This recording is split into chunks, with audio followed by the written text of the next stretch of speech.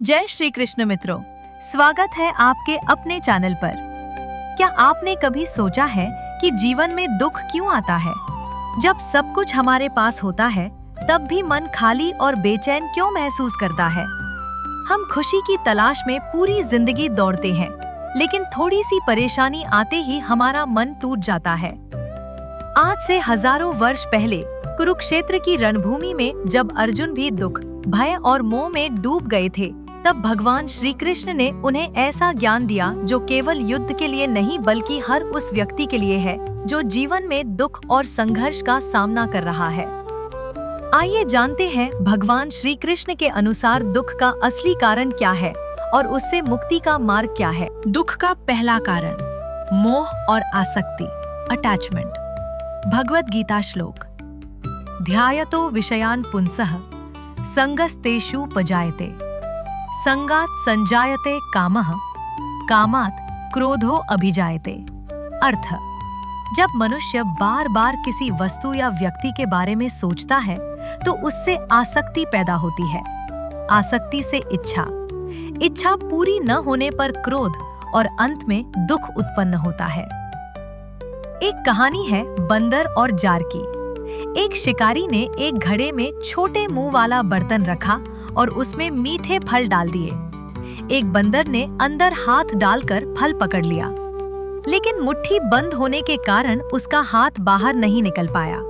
बंदर चाहता तो फल छोड़कर स्वतंत्र हो सकता था, लेकिन मोह के कारण वह फंसा रहा। ठीक इसी प्रकार मनुष्य भी चीजों, रिश्तों, धन और अपनी इच्छाओं को इतनी मजबूती से पकड़ लेता है कि जब वे बदलते हैं या दूर चले जाते हैं तो दुख पैदा होता है। कृष्ण कहते हैं, वस्तुओं से प्रेम करो लेकिन उनसे अपनी पहचान मत बनाओ। दूसरा कारण, हम अपने आप को केवल शरीर मान लेते हैं। गीता श्लोक। न जायते म्रियते वा कदाचिन, नायं भूत्वा भविता वा न भूयः। अर्थ, आत्मा कभी जन्म नहीं लेती और ना ही मरती है। शरीर बदलता है लेकिन आत्मा शाश्वत है। कहानी पुराने कपड़े की। कृष्ण बताते हैं, वासांसी जीर्णानि यथा विहाय नवानि, गृह्णाति नरो अपरानि। जैसे मनुष्य पुराने कपड़े छोड़कर नए कपड़े पहनता है, वैसे ही आत्मा पुराने शरीर को छोड़कर नया शरीर धारण करती है। जब हम शरीर, सुंदरता, उम्र, धन या पद को ही अपनी पूरी पहचान मान लेते हैं, तब उनके बदलने पर दुख होता है। दुख का तीसरा कारण, अपेक्षाएं। हम दूसरों से उम्मीद करते हैं कि वे हमेशा हमारे अनुसार व्यवहार करें, लेकिन हर व्यक्ति की सोच, परिस्थिति और कर्म अलग होते हैं। पुरानी कहानी है राजा और अंगूठी की। एक राजा हमेशा खुश रहना चाहता था। उसने एक ज्ञानी से ऐसा उपाय मांगा जिससे वह कठिन समय में भी शांत रह सके। ज्ञानी ने उसे एक अंगूठी दी जिस पर लिखा था, यह समय भी गुजर जाएगा। जब राजा दुख में होता, वह इसे पढ़कर समझ जाता कि दुख स्थायी नहीं है, और जब वो बहुत खुश होता तब भी उसे याद आता कि अहंकार नहीं करना चाहिए। कृष्ण भी कहते हैं, मात्रा स्पर्शास्तु कौन्तेय शीतोष्ण सुख दुखदा। सुख और दुख ऋतुओं की तरह आते जाते हैं। चौथा कारण, इच्छाओं का अंत नहीं होता।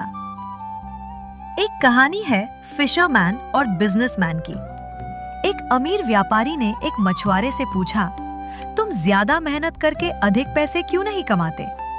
मछुआरे ने पूछा, फिर क्या होगा? व्यापारी बोला, फिर तुम अमीर बनोगे, आराम से जीवन बिताओगे और शांति से रहोगे।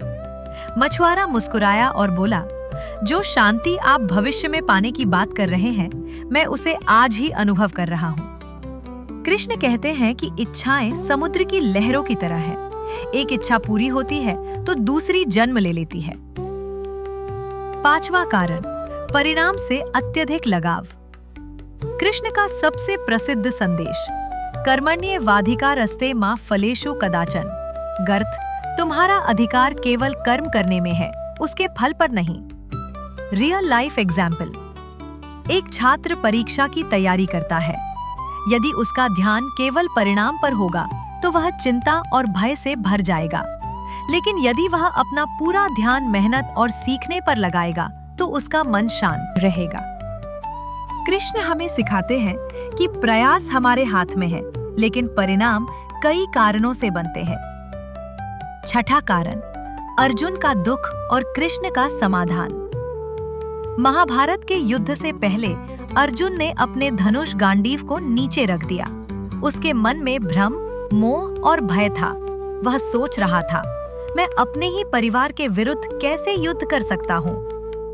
कृष्ण ने उसे भागने का रास्ता नहीं दिया, बल्कि उसे ज्ञान दिया कि परिस्थिति से मत भागो, अपने कर्तव्य को समझो, मन को नियंत्रित करो, जीवन के परिवर्तन को स्वीकार करो, आत्मा के सत्य को जानो।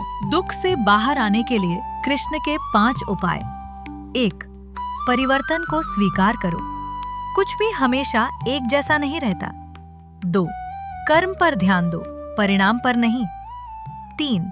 अपनी इच्छाओं और अपेक्षाओं को नियंत्रित करो। 4.